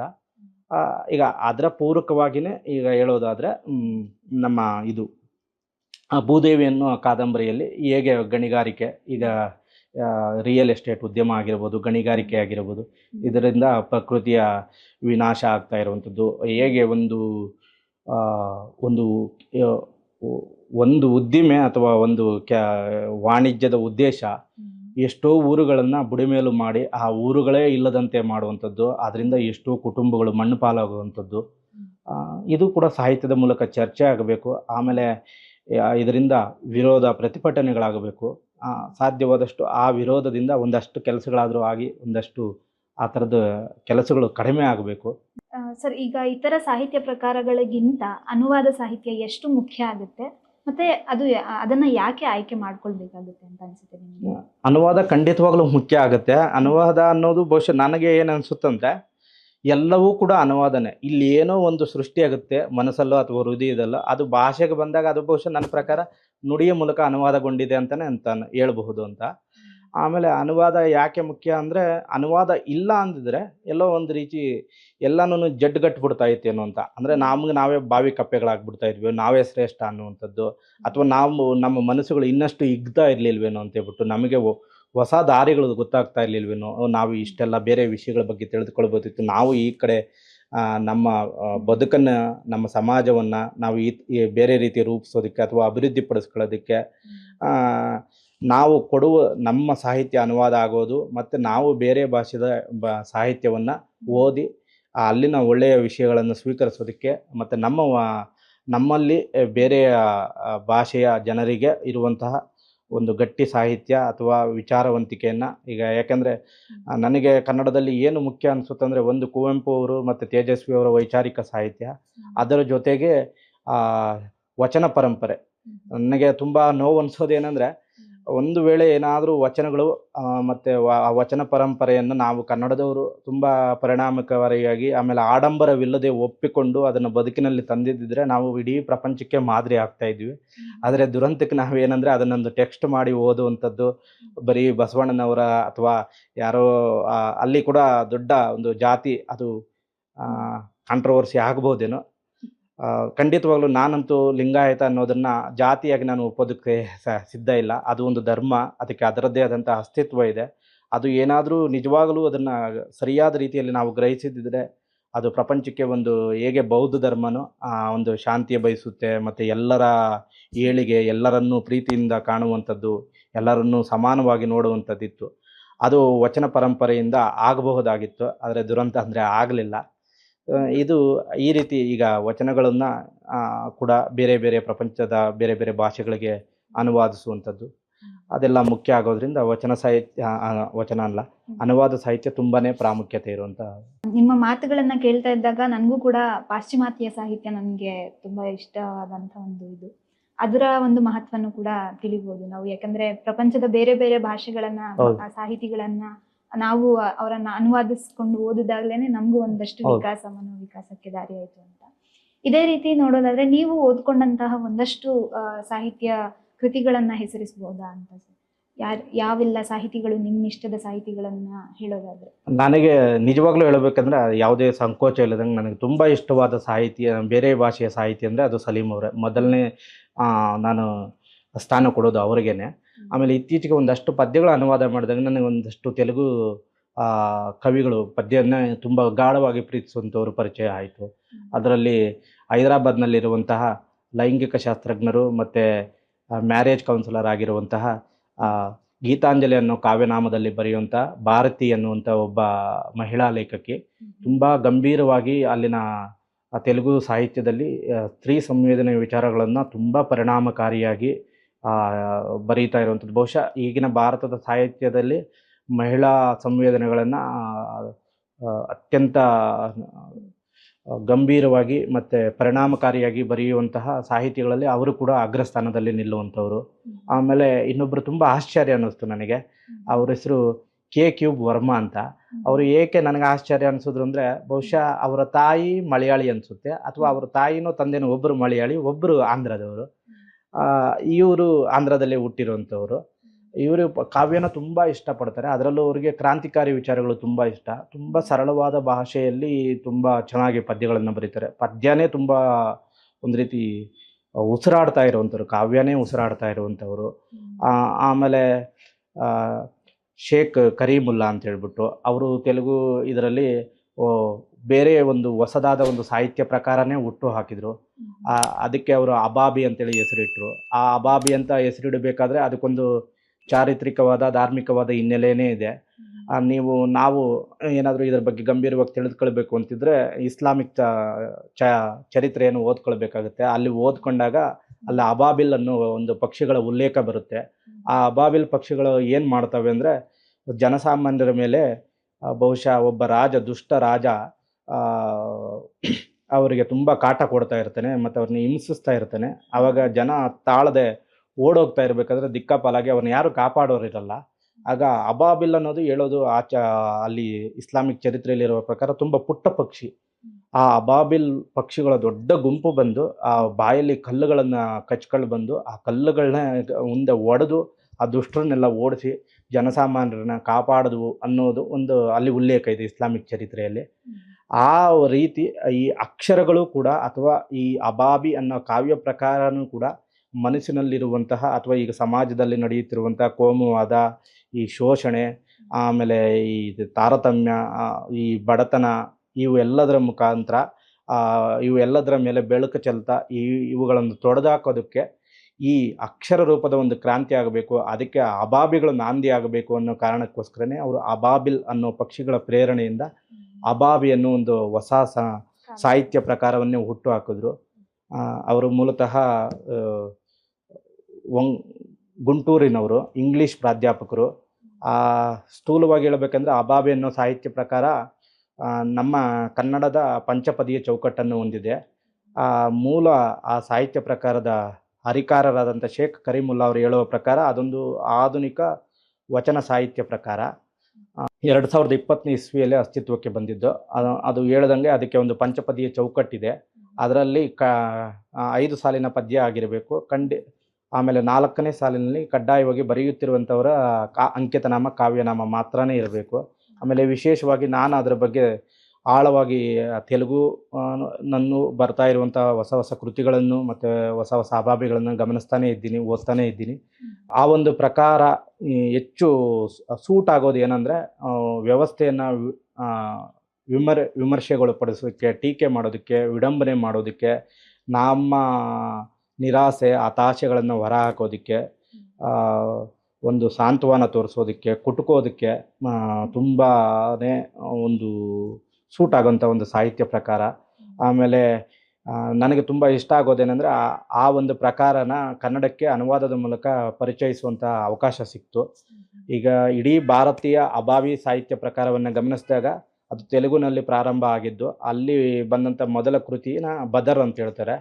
ಆ ಬದರ್ ಅಂದರೂ ಕೂಡ ಅದಕ್ಕೂ ಒಂದು ಧಾರ್ಮಿಕವಾದ, ಚಾರಿತ್ರಿಕವಾದ ಹಿನ್ನೆಲೆ ಇದೆ. ಬದರ್ ಅಂದರೆ ಇಸ್ಲಾಮಿಕ್ ಚರಿತ್ರೆಯ ಪ್ರಕಾರ ಅದೊಂದು ಯುದ್ಧ ಭೂಮಿ ಬದರ್ ಅನ್ನುವಂಥದ್ದು. ಆ ಕೃತಿಯನ್ನು ನಾನು ಕನ್ನಡಕ್ಕೆ ಅದೇ ಶೀರ್ಷಿಕೆಯಲ್ಲೇ ಬದರ್ ಅಂಥೇಳಿ ಅನುವಾದ ಮಾಡಿದೆ. ಆ ನಂತರ ಮತ್ತು ಸ್ವಂತವಾಗಿ ಕನ್ನಡದಲ್ಲಿ ನಾನೇ ಮೊದಲನೇ ಬಾರಿಗೆ ಸ್ವರಚಿತ ಅಬಾಬಿ ಸಂಕಲನವನ್ನು ಕೂಡ ಪ್ರಕಟಿಸಿದೆ, ಕಳ್ಳಿ ಹೂಗಳು ಅಂತ. ಈಗ ಅದು ಕನ್ನಡದಲ್ಲಿ ನನಗೆ ನನ್ನ ಆಪ್ತ ವಲಯದಲ್ಲೇ ಸುಮಾರು ಒಂದು 30ಕ್ಕೂ ಹೆಚ್ಚು ಜನ ಪ್ರತಿನಿತ್ಯ ಬರೀತಾ ಇದ್ದಾರೆ. ತುಂಬ ಚೆನ್ನಾಗೂ ಕೂಡ ಬರೀತಾ ಇದ್ದಾರೆ. ಅದಕ್ಕೆ ನಾವೇ ಒಂದು ವಾಟ್ಸಪ್ ಬಳಗ ಕೂಡ ಮಾಡ್ಕೊಂಡಿದ್ದೀವಿ, ಅದರಲ್ಲಿ ನಿರಂತರವಾಗಿ ಬರೀತಾರೆ. ಆಮೇಲೆ ಈಗ ಕನ್ನಡ ಸಾಹಿತ್ಯದಲ್ಲಿ ನಾನು ಅನುವಾದಿಸಿದಂತಹ ತೆಲುಗುನಲ್ಲಿ ಪ್ರಕಟವಾದಂಥ, ತೆಲುಗು ಅನ್ನೋದಕ್ಕಿಂತ ಭಾರತೀಯ ಅಬಾಬಿ ಸಾಹಿತ್ಯ ಕಾವ್ಯ ಪ್ರಕಾರದಲ್ಲಿ ಪ್ರಕಟವಾದ ಮೊದಲ 2 ಕೃತಿಗಳು, ಅಂದರೆ ಅದು ತೆಲುಗು ಭಾಷೆಯಲ್ಲೇ ಬಂದಿದ್ದರಿಂದ ಮೊದಲು ಬದರ್ ಅಂತಾರೆ, ಎರಡನೇದು ಕಾಲಂ ಸಾಕ್ಷಿಯಾಗಿ ಅಂತ, ಕಾಲಂ ಸಾಕ್ಷಿಗ ಅಂತ, ಅದನ್ನು ನಾನು ಕಾಲದ ಸಾಕ್ಷಿಯಾಗಿ ಅಂತ, ಆ 2 ಕೃತಿಗಳನ್ನು ನಾನು ಕನ್ನಡಕ್ಕೆ ಅನುವಾದಿಸಿದ್ದೀನಿ. ಮತ್ತು ಆ 2 ಕೃತಿಗಳು ಕನ್ನಡದ ಆಧಾರದಿಂದ, ಅಂದರೆ ಕನ್ನಡದ ಮೂಲದ ಆಧಾರದ ಮೇಲೆ ಇಂಗ್ಲೀಷ್ಗೂ ಕೂಡ ಅನುವಾದ ಆಗಿದ್ದಾವೆ. ಅದನ್ನು ಮೈಸೂರಿನ ರಾಮಲಿಂಗೇಗೌಡ ಅಂತ ಹೇಳ್ಬಿಟ್ಟು ತುಂಬ ಸಹೃದಯರು, ಅವರು ತುಂಬ ಪರಿಣಾಮಕಾರಿಯಾಗಿ ಅನುವಾದಿಸಿದ್ದಾರೆ. ಅದರ ಜೊತೆಗೆ ಈಗಾಗಲೇ ಈ 2 ಕನ್ನಡದ ಅನುವಾದಿತ ಅಬಾಬಿ ಕೃತಿಗಳ ಜೊತೆಗೆ ಕನ್ನಡದಲ್ಲಿ 7 ಅಬಾಬಿ ಸಂಕಲನಗಳು ಬಂದಿದ್ದಾವೆ. ಈ 7 ಕೂಡ ತುಂಬ ಚೆನ್ನಾಗಿರೋಂಥ ವಸ್ತು ವೈವಿಧ್ಯತೆಯಿಂದ ಕೂಡಿದ್ದಾವೆ. ಇದು ನನಗೆ ವೈಯಕ್ತಿಕವಾಗಿ ತುಂಬ ಖುಷಿ ಕೊಟ್ಟಂಥ ವಿಷಯ. ಓಕೆ ಸರ್, ಇದೇ ರೀತಿ ಹೊಸ ಓದುಗರಿಗೆ ಅಥವಾ ಯುವ ಬರಹಗಾರರಿಗೆ ಏನು ಸಲಹೆ ಕೊಡ್ಬೋದು ಅನುವಾದ ಸಾಹಿತ್ಯದಲ್ಲಿ ತಾವು ಮುಂದುವರಿಬೇಕು ಅಂತ ಆಶಯ ಇಟ್ಕೊಂಡಿರೋರಿಗೆ?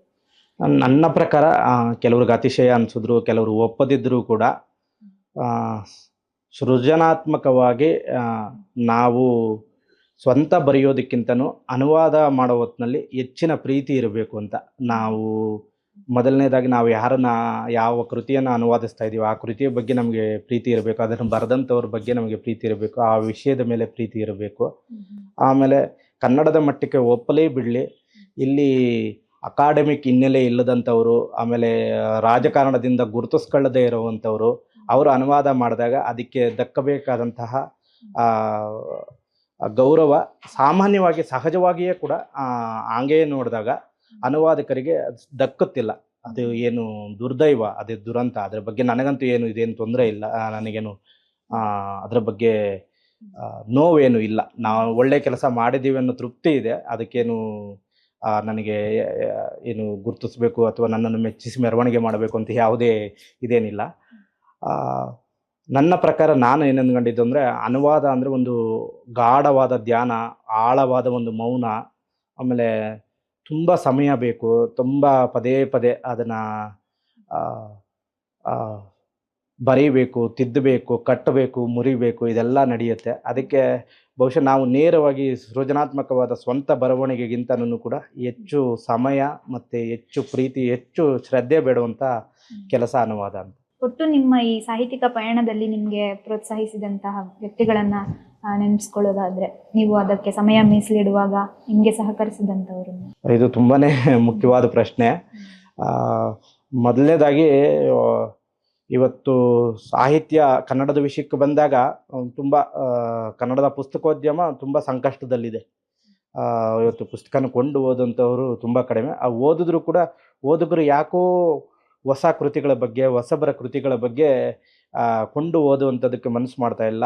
ಆಮೇಲೆ ನಾನು ಗಮನಿಸ್ದಂಗೆ ಇತ್ತೀಚೆಗೆ ಕನ್ನಡದಲ್ಲಿ ತುಂಬ ಒಳ್ಳೊಳ್ಳೆ ಗುಣಮಟ್ಟದ, ಅಂದರೆ ವಸ್ತು ವೈವಿಧ್ಯತೆಯಿಂದ ಕೂಡಿದ ನಮ್ಮ ವಿಚಾರವಂತಿಕೆನ ಅಭಿವೃದ್ಧಿಪಡಿಸುವಂಥ ಕೃತಿಗಳು, ಅದರಲ್ಲೂ ವಿಶೇಷವಾಗಿ ಕನ್ನಡದ ಮಕ್ಕಳ ಸಾಹಿತ್ಯದಲ್ಲಿ ತುಂಬ ಅಂದರೆ ತುಂಬ ಗಟ್ಟಿ ಕೃತಿಗಳು ಬರ್ತಾ ಇದ್ದಾವೆ. ಅದರಲ್ಲಿ ಕೆ ಶಿವಲಿಂಗಪ್ಪ ಹಂದಿಹಾಳ್ ಅನ್ನುವಂಥವ್ರು, ತಮ್ಮಣ್ಣ ಬೀಗಾರ್ ಅನ್ನುವಂಥವ್ರು, ಮತ್ತು ವೈ ಜಿ ಭಗವತಿ ಅನ್ನುವಂಥವ್ರು, ಫಕೀರಪ್ಪ, ಈ ಥರ ಇನ್ನೂ ಅನೇಕರು. ನಾನು ಕೂಡ ನನಗೆ ತುಂಬ ಇಷ್ಟವಾದಂತಹ ಮಕ್ಕಳಲ್ಲಿ ವೈಜ್ಞಾನಿಕ ಆಲೋಚನೆಗಳನ್ನು ಬಿತ್ತಿ ಬೆಳೆಸುವ ನಿಟ್ಟಿನಲ್ಲಿ ತೆಲುಗಿನ ಈ ಥರ ವೈಚಾರಿಕ ತಳಹದಿಯ ಮಕ್ಕಳ ಕಾದಂಬರಿಗಳನ್ನು ಅನುವಾದಿಸಿದ್ದೀನಿ. ಈ ಸಂದರ್ಭದಲ್ಲಿ ನನಗೆ ತುಂಬ ಜನ ಸಹಾಯ ಮಾಡಿದ್ದಾರೆ, ಆಮೇಲೆ ನನ್ನ ಜೊತೆ ನಿಂತಿದ್ದಾರೆ.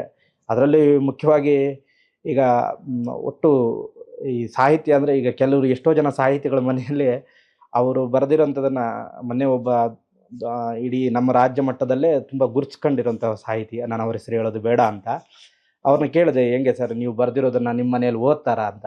ಅವರು ತುಂಬ ನೇರವಾಗಿ ಪ್ರಾಮಾಣಿಕವಾಗಿ ಹೇಳಿದ್ರು, ಮೂಸಿಯೂ ನೋಡಲ್ಲ ಅಂತ ಹೇಳಿದ್ರು.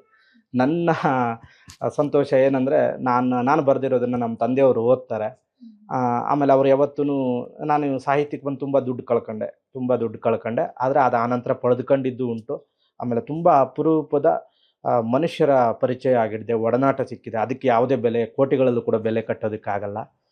ನಮ್ಮ ತಂದೆಯವರು ಓದ್ತಾರೆ, ನಮ್ಮ ಅಣ್ಣನೂ ಸ್ವಲ್ಪ ಓದ್ತಾರೆ. ಅದಕ್ಕಿಂತ ತುಂಬ ಮುಖ್ಯವಾಗಿ ನನಗೆ ದೊಡ್ಡ ಬೆನ್ನೆಲುಬು ಬಂದರೆ ನನ್ನ ಹೆಂಡತಿಗೆ ಅದೇನು ವಿಶೇಷ ಗುಣನೂ ಗೊತ್ತಿಲ್ಲ. ಆಕೆ ಒಂದು 16 ಪುಟಗಳು ಓದಿದ ತಕ್ಷಣ ಜಡ್ಜ್ ಮಾಡಬಲ್ಲಂಥ ಗುಣ ಇದೆ. ಆಮೇಲೆ ತುಂಬ ಕಟುವಾಗಿ ವಿಮರ್ಶೆ ಮಾಡ್ತಾಳೆ.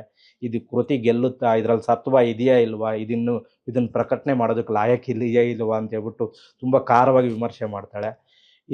ಇದು ನನ್ನ ಕುಟುಂಬದಿಂದ ನನಗೆ ಸಿಕ್ಕಿರೋಂತಹ ಒಂದು ಸಾಹಿತ್ಯದ ಬೆಳವಣಿಗೆಗೆ ಸಹಕಾರ. ಆದರೆ ಇದರ ಆಚೆಗೆ ಯಾವುದೇ ರೀತಿಯ ಸಂಬಂಧಗಳು ಇಲ್ಲದೆ ಮನುಷ್ಯ ಸಂಬಂಧವಾಗಿ, ಸಾಹಿತ್ಯಿಕ ಸಂಬಂಧವಾಗಿ ನಾನು ತುಂಬ ನೆನಪಿಸ್ಕೊಬೇಕಾಗಿರೋದು ಅಂದರೆ, ಒಬ್ಬರು FDA ಆಗಿ ಕೆಲಸ ಮಾಡ್ತಾಯಿದ್ದಾರೆ, ರಮೇಶ್ ಚೆನ್ನಪ್ಪ ಅಂತ, ಚಿಂತಾಮಣಿಯವರು. ಅವರು ಈ ಮಾತಾಡುವ ದೇವರು ಕೃತಿಯಲ್ಲಿರುವಂಥ ಮೊದಲ 12 ಕಥೆಗಳು ಅನುವಾದ ಮಾಡೋ ಹೊತ್ತಿನಲ್ಲಿ ಹೆಚ್ಚು ಕಡಿಮೆ ನಾವು 2 ರಿಂದ 3 ತಿಂಗಳು ಅವ್ರ ಮನೆಯಲ್ಲೇ ಇದ್ದು ಅನುವಾದ ಮಾಡಿ ಟೈಪ್ ಮಾಡಿದ್ದು. ಆವಾಗ ಸಾಕಷ್ಟು ಸಮಯ ಕೊಟ್ಟು, ಊಟ ಕೊಟ್ಟು, ಆಮೇಲೆ ಆ ಕಥೆಗಳನ್ನ ಅವ್ರು ತುಂಬ ಇಷ್ಟಪಟ್ಟು, ನಾವು ಇಲ್ಲಿನ ನೇಟಿವಿಟಿಗೆ ಮಾಡೋ ಹೊತ್ತಿನಲ್ಲೇ ಅವರು ಕನ್ನಡ ಸಾಹಿತ್ಯದ ಬಗ್ಗೆ ತುಂಬ ಅಪಾರವಾಗಿ ಓದ್ಕೊಂಡಿರೋಂಥವ್ರು, ಕನ್ನಡ ಸಾಹಿತ್ಯದಲ್ಲಿ MA ಮಾಡಿದ್ದಾರೆ. ಅವರು ನನ್ನ ಅನುವಾದಕ್ಕಾಗಲಿ ಅಥವಾ ಅದರಲ್ಲಿ ನನ್ನ ಒಂದು ಸಾಹಿತ್ಯಿಕ ಬೆಳವಣಿಗೆಯಲ್ಲಿ ಅವರ ಪಾಲು ತುಂಬ ದೊಡ್ಡದು. ಅದಾದಮೇಲೆ ನಾನು ನಮ್ಮ ಊರಿನಲ್ಲಿ, ನನ್ನ ಊರು ಬಂದು ಬೆಂಗಳೂರು ಗ್ರಾಮಾಂತರ ಜಿಲ್ಲೆ ಹೊಸಕೋಟೆ ತಾಲೂಕು ನೆಲವಾಗಿಲು ಅನ್ನೋ ಹಳ್ಳಿ. ಆ ಹಳ್ಳಿಯಲ್ಲಿ ನಾನು 1 ರಿಂದ 10ನೇ ಕ್ಲಾಸ್ ತನಕ ಅಲ್ಲೇ ಓದಿದ್ದು. ಅಲ್ಲಿ ಹೈಸ್ಕೂಲ್ ಬೇರೆ, ಪ್ರೈಮರಿ ಸ್ಕೂಲ್ ಬೇರೆ. ನಮ್ಮ ಹೈಸ್ಕೂಲ್ನಲ್ಲಿ ನಾನು ಶಾಲೆ ಬಿಟ್ಟು ಹೊರಗೆ ಬಂದ ಮೇಲೆ ಒಬ್ಬರು ಕನ್ನಡ ಟೀಚರ್ ಬಂದರು, ನಾಗಲಕ್ಷ್ಮಿ ಅಂತ ಹೇಳ್ಬಿಟ್ಟು. ಅವರು ಕನ್ನಡ ಸಾಹಿತ್ಯನ ತುಂಬ ಚೆನ್ನಾಗಿ ಅಧ್ಯಯನ ಮಾಡಿದಂಥವ್ರು. ಅವರು ಹೇಳ್ಬೇಕಂದ್ರೆ ನನ್ನ ಪ್ರತಿ ಬರಹದ ಮೊದಲ ಓದುಗರಾಗಿದ್ದರು. ಮೊದಲು ನಾನು ತುಂಬ ಹೆಚ್ಚಾಗಿ ಪದ್ಯಗಳನ್ನೇ ಬರೆದಿದ್ದು. ಸುಮಾರು ಬಹುಶಃ ಇಲ್ಲಿ ತನಕ 500 ಪದ್ಯಗಳು ಬರೆದಿರ್ಬೋದು. ಅದು ಪ್ರಕಟ ಆಗಿರೋದು ಬಹುಶಃ ಒಂದು 80 ಪದ್ಯಗಳೇನೋ ಅಷ್ಟೇ ಆಗಿರೋದು. ಪ್ರತಿಯೊಂದು ಪದ್ಯ, ಒಂದು ಪದ, ಒಂದು ಸಾಲಿನಿಂದ ಹಿಡಿದು ಅವರು ಇದು ಹೀಗಾಗಬೇಕಿತ್ತು, ಇದು ಹಾಗಾಗಬೇಕಿತ್ತು, ಇದು ಬೇಡ, ಇದು ಬೇಕು ಅನ್ನೋ ಥರ, ಇನ್ನೂ ಓದಬೇಕು ಅನ್ನೋ ಥರ ತುಂಬ ಒಂದು ರೀತಿ ಒಂದು ಸಣ್ಣ ಮಗುವಿಗೆ ನಡಿಗೆ ಕಲಿಸ್ತಿದ್ದೀರ ಥರ ನನ್ನನ್ನು ಸಾಹಿತ್ಯದಲ್ಲಿ ತಿದ್ದಿ ತೀಡಿದವರು, ಒಂದು ಬುನಾದಿ ಹಾಕಿದವರು ಅಂದರೆ ಅವರು ನಾಗಲಕ್ಷ್ಮಿ ಮೇಡಮ್ ಅವರು.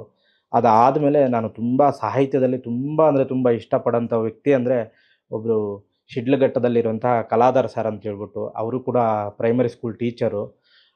ಅಪರೂಪದ ಸೂಕ್ಷ್ಮ ಮನುಷ್ಯರವರು. ಆಮೇಲೆ ಕಾವ್ಯನ ಉಸಿರಾಡಂಥವ್ರು.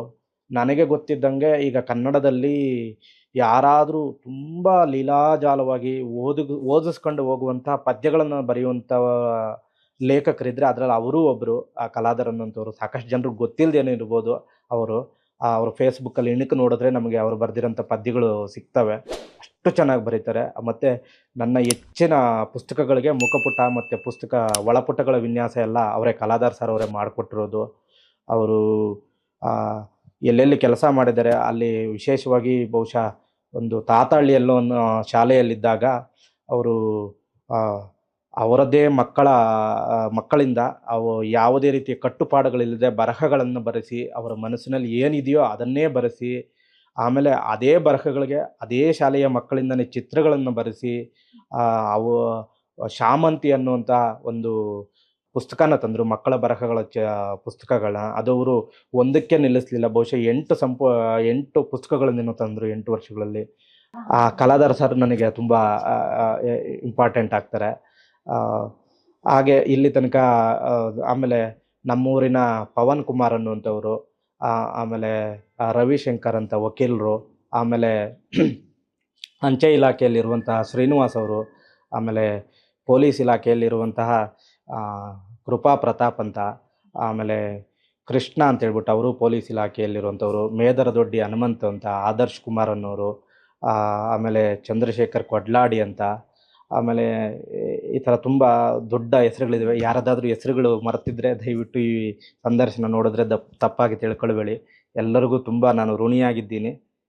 ಧನ್ಯವಾದಗಳು. ಒಟ್ಟಾರೆ ನಿಮ್ಮ ಈ ಎಲ್ಲ ಕೃತಿಗಳು ಅಥವಾ ಮುಂಬರಲಿರುವ ಕೃತಿಗಳೇನಿದೆ, ಈ ಎಲ್ಲ ಏನನ್ನ ಸಂದೇಶಿಸುತ್ತೆ ಅಂತ ಹೇಳೋದಾದ್ರೆ, ಏನನ್ನ ನಿರೂಪಿಸುತ್ತೆ ಸಮಾಜಕ್ಕೆ ಅಥವಾ ವೈಯಕ್ತಿಕವಾಗಿ ಆ ಕೃತಿಗಳನ್ನು ಓದುವಂತಹ ಓದುಗರಿಗೆ ಏನು ಸಂದೇಶ ಕೊಡುತ್ತೆ ಅಂತ?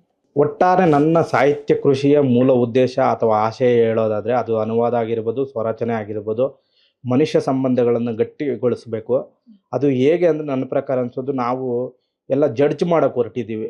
ಯಾರು ಹೇಗಿದ್ದಾರೋ ಅವ್ರನ್ನ ಅದೇ ಥರ ಸ್ವೀಕರಿಸುವಂಥವರು ನಾವು ಆಗಬೇಕು ಅಂತೇಳ್ಬಿಟ್ಟು, ನಾವು ನಮ್ಮದೇ ದೃಷ್ಟಿಕೋನದ ಕನ್ನಡಕನ ಹಾಕ್ಕೊಂಡು ಆ ಕನ್ನಡಕದ ಮುಖಾಂತರ ನಾವು ಎಲ್ಲರನ್ನೂ ನೋಡೋಕೆ ಹೊರಟಿದ್ದೀವಿ.